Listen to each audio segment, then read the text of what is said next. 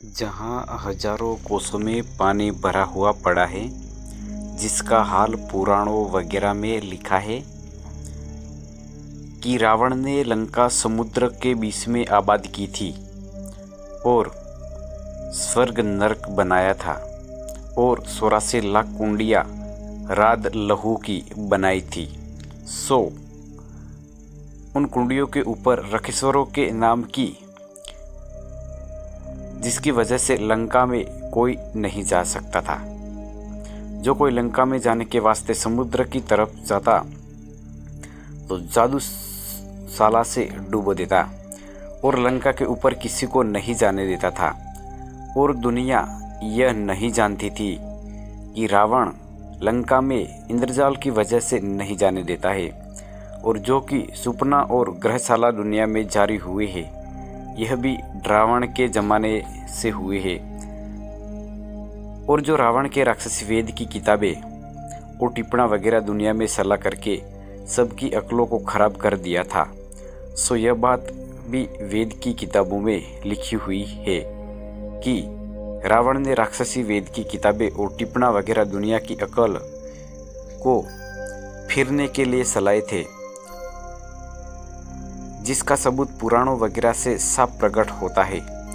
परंतु रावण के जाल मिटाने के वास्ते तमाम दुनिया लंका में पहुंचने के वास्ते तैयार हुई, परंतु दुनिया को यह पता नहीं लगा कि लंका में किस तरह से जा सकेंगे।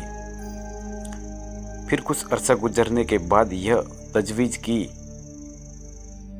कि तमाम सृष्टि के राजा बादशाह और रेत वगैरह ने एक करके बड़ी भारी फौज बनाई, और जो कि राजा रावण के भाई बेटे फौज समेत हिंदुस्तान में रहते थे, उनको पकड़ कर पूरा तंग किया।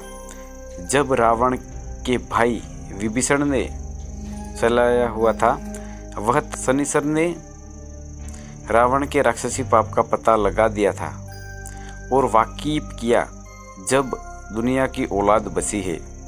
परंतु रावण तमाम दुनिया को मार के धन अपने काबू में कर लेता, तो शनिश्चर का नाम इस दुनिया में के ऊपर सिर्फ नेकी करने की वजह से अमर रहा है कि जो रावण का राक्षसी पाप था उससे दुनिया को बचाई।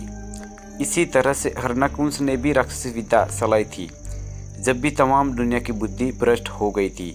परंतु उसके ज़माने में भी तमाम दुनिया ने और राजा बादशाहों ने एक दिल होकर हरणाकुंश के राक्षसी पाप को छोड़ाया।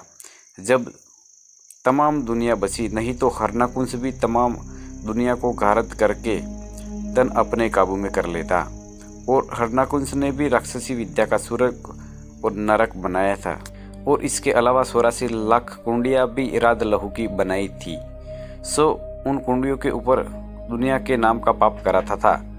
इससे दुनिया की अकल खराब हो गई थी। जबकि हरणाकुंश के राक्षसी पाप की खबर दुनिया को नरसिंह जी के कहने से मालूम हुई, जब तमाम संसार ने दिल में विचार करके कहा कि यह जितनी खराबियां दुनिया में होती है, यह कुल हरणाकुंश के राक्षसी पाप का फितूर है।